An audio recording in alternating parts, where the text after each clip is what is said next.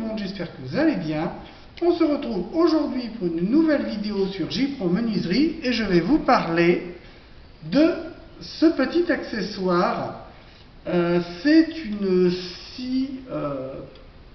un module portatif pour scie, en l'occurrence la scie sauteuse.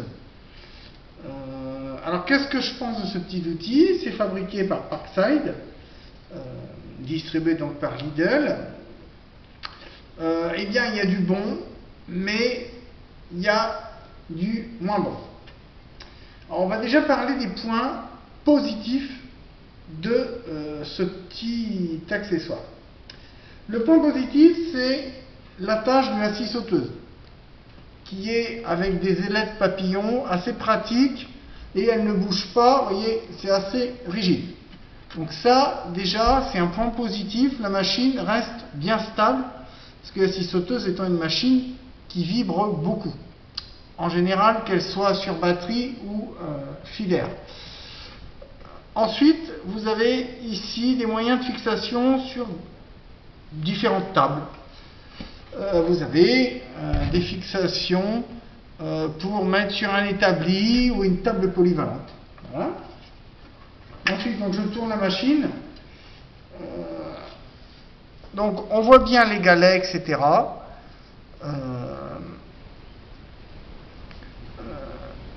Le jeu dans la table qui permet d'évacuer les copeaux est correct. Une fois qu'elle est installée sur un établi, elle est très stable. L'alu est quand même de qualité correcte. Il a une épaisseur, c'est une petite table en aluminium, mais de qualité plutôt correcte. Ça peut dépanner quand on n'a pas de scie à ruban. Ça dépanne beaucoup. Moi j'ai utilisé parce que j'avais du lambris à faire dans une cave chez un client.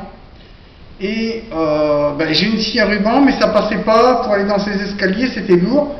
Alors, autre avantage, c'est le poids. Vous voyez, d'une main, je lève l'accessoire, et même avec une scie sauteuse.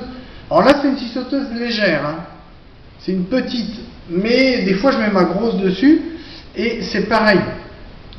Alors maintenant, je vais parler des défauts. Les défauts, il y a le manque de précision du guide. Le guide, vous voyez, il est léger, pas terrible, difficile à régler.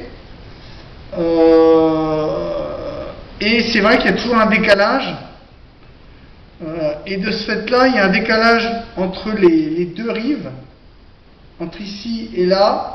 Et du coup, c'est bien pour de la planche de coffrage ou un bas de plainte, des lambris à couper, mais en largeur, mais pas en longueur, parce que sinon, ça va faire, il y aura toujours entre 1 à 3 mm. Donc quand même, donc ça manque de précision. Qu'est-ce que je pourrais dire d'autre? Les vérins sur la table, là, les enfoncements, c'est assez dangereux parce que ça fait vibrer un peu les planches. Il y a ici des petits taquets qui n'auraient pas dû être. Ça aurait dû être fait plus habilement. Et moi, l'autre jour, du coup, je me suis coupé un peu le doigt parce que j'ai voulu rattraper une planche qui faisait un petit peu pont, quoi. Donc voilà. Sinon, moi, ce que je reproche beaucoup, après, c'est bruyant, parce qu'il y a la tôle qui rajoute. Donc le bruit de la tôle plus le bruit de la machine, très bruyant. Les poussières s'évacuent moyennement bien. Et après, autre inconvénient, il faut des lames, vous voyez, assez hautes. Les petites lames, par exemple pour couper le métal ou l'alu, ça va être compliqué. Je n'aurai pas une grosse marge d'auteur. Je ne sais pas si vous voyez bien. Donc voilà.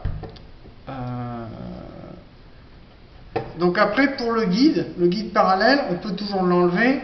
Donc on lève ici, on dessert le premier, voilà. Ensuite on enlève la molette ici et on le pousse. Voilà. Alors pour le pousser ça va, mais pour le mettre, donc toujours tourner et lever le loquet ici.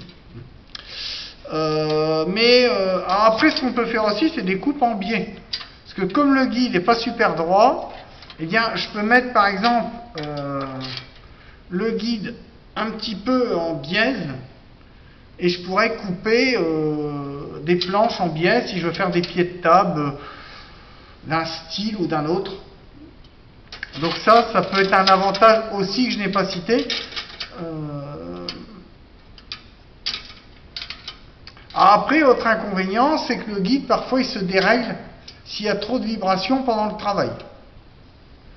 Donc, il n'est pas stable du tout. Parkside aurait dû faire un truc déjà plus large. Le guide n'est pas assez large, pas assez haut.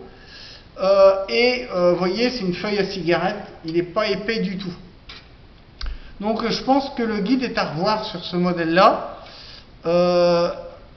Contrairement à son concurrent Volcraft, qui est aussi une marque allemande et qui est, elle, de bonne qualité.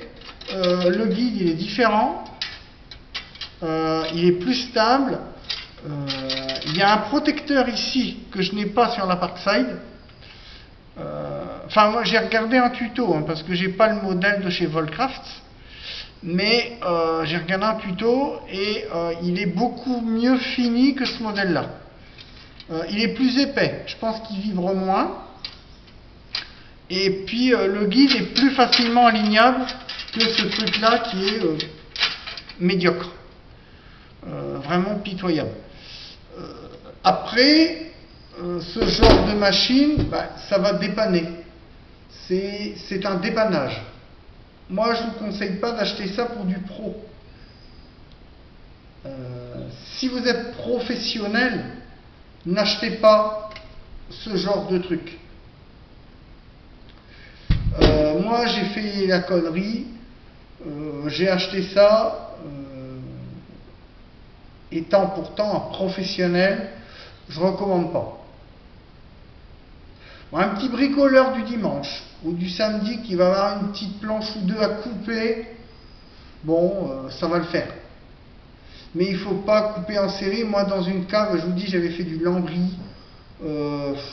Le résultat était moyen. Bon, on s'en fichait, le client s'en fichait un peu, c'était une cave, donc même s'il y avait 3-4 imperfections, c'était pas méchant, mais voilà, ça reste un matériel d'appoint. Bon, le prix est attractif, même pas 30 €, on est à 24-25 € pour ce genre de truc.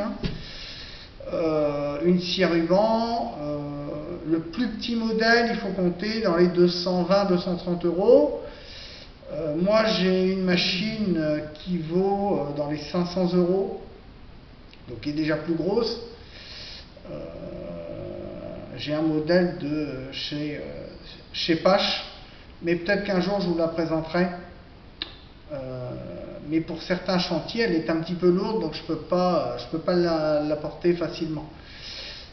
Que ça, l'avantage c'est que c'est léger comme une plume. On met son petit électroportatif. Voilà. Pour quelqu'un qui travaille le bois de palette, le bois flotté, ça peut être bien.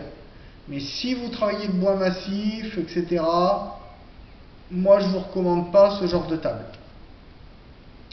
Voilà. Donc après, faites votre choix.